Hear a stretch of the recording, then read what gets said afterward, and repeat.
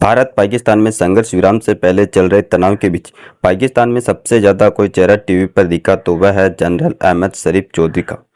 पाक फौज के मीडिया विंग ISPR के डायरेक्टर जनरल चौधरी ने कम से कम 1 या 2 बार अपने देश की मीडिया को ताज़ा हालत की जानकारी देते हैं।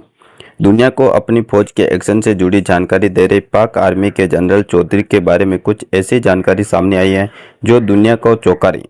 यह चौधरी के पिता आतंकी गतिविधियों में शामिल होने और ओसामा बिन लादेन से लिंक को लेकर हैं।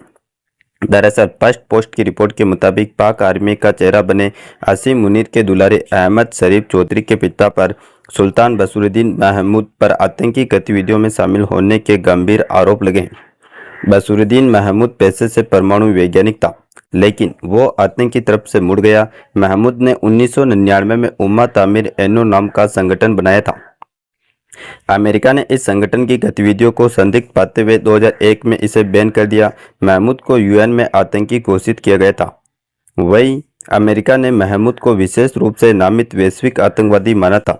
जनरल चौधरी के पिता महमूद पर अलकायद से संबंध रखने के आरोप लगे थे। हाल ही में कुछ ऐसी तस्वीरें भी सोशल मीडिया पर सामने आई हैं जिनमें महमूद के साथ ओसामा बिन लादेन को देखा जा सकता है। महमूद पर ओसामा बिन लादेन को रासायनिक, जैविक और परमाणु हथियारों की जानकारी देने का भी आरोप है। यह कहा गया था कि वह लादेन को परमाणु हथियार बना कर देना चाहता था। आतंकी गतिविधियों में नाम आने के बाद महमूद ने अपने आप को घर तक ही सीमित कर लिया। चौधरी का पिता महमूद आजकल इस्लामाबाद में गुमनाम जीवन जी रहा है। पाकिस्तान के भारत से तनाव और चौधरी के पाक के आर्मी का चेहरा बनने के बाद महमूद की चर्चा एक बार फिर हो रही है। बताया जाता है कि हाल ही वर्षों में उसने कुछ किताबें भी लिखी है। पहलगाम के आतंकी हमले और खास तौर से ऑपरेशन सिंदूर के बाद से जनरल अहमद शरीफ चौधरी ने भारत के खिलाफ जहर उगलने का काम किया, पूरे जोर शोर से किया। चौधरी 2 टाइम कैमरे के सामने आकर भारत पर तरह तरह के आरोप लगाता है। वहीं जनरल चौधरी खुद अपनी फौज के बारे में भी झूठे दावे करते देखा गया। हालांकि कई दिनों से चले आ रहे संघर्ष के बाद फिलहाल भारत पाकिस्तान के बीच युद्ध विराम हो गया। हालांकि युद्ध विराम के कुछ ही घंटों के बाद पाकिस्तान ने सीज फायर का उल्लंघन किया, जिसका BSF ने मुंह तोड़ जवाब दिया। हालांकि अब सीमा पर कोई भी गोलीबारी नहीं हो रही है।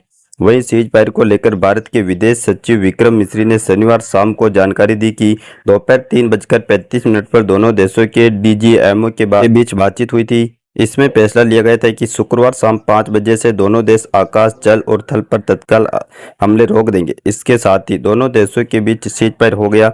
मिस्री ने कहा कि अब 12 मई को दोनों देशों के अधिकारी आगे रणनीति पर चर्चा करेंगे। फिलहाल के लिए इतने ही। बाकी अपडेट्स के लिए जुड़े रहे KSR News 24 के साथ।